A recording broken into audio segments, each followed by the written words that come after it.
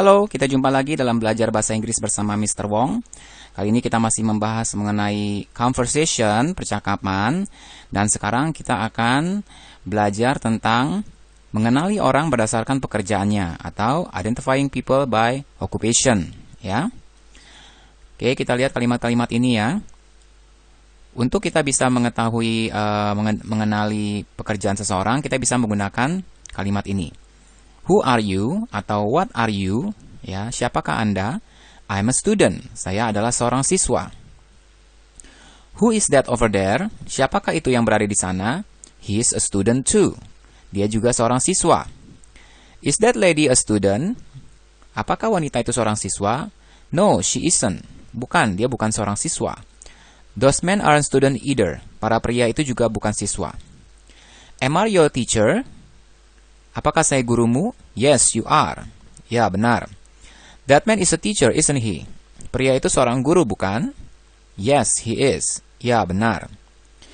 Who are those people? Siapakah orang-orang itu? Maybe they are farmers. Mungkin mereka adalah para petani. Aren't they student? Bukankah mereka siswa? I really don't know. Saya sungguh tidak tahu. Jadi dari kalimat-kalimat ini kita bisa menanyakan mengenali seseorang dari pekerjaannya, ya. Dan ini tambahan-tambahan ketika kita mau bertanya mengenai seseorang, ya, apakah dia seorang guru atau bukan, ya, atau apakah dia memiliki pekerjaan yang seperti yang kita perkirakan, ya. Karena di sini bertanya mengenai banyak pekerjaan, ya, ada student, ada teacher, ada farmers, ya. Jadi kalian bisa bertanya seperti ini tentang pekerjaan seseorang.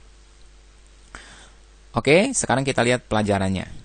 Untuk menanyakan jabatan atau pekerjaan seseorang, kita dapat menggunakan kata tanya who atau what, ya. Kalau untuk mengatakan who, kita menggunakan kalimat seperti ini. Who are you, ya? Atau pakai what is he? Atau juga kita bisa menggunakan kata benda occupation di sini. What is your occupation, ya? Apakah pekerjaan Anda? Jadi who are you, what is he, atau occupation ini semuanya adalah sama. Ya, bertanya mengenai pekerjaan seseorang, ya, atau jabatan seseorang. Kemudian kita bisa memakai kata-kata tambahan seperti maybe, possibly, probably, perhaps, dan must be. Ya, ini kata-katanya mungkin semua. Dan biasanya kita bisa meletakkannya di depan kalimat. Contohnya, maybe they are in the class. Mungkin mereka ada di kelas itu. Ya,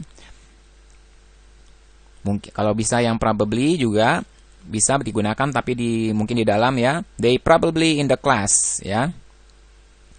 Atau perhaps they are in the class, ya.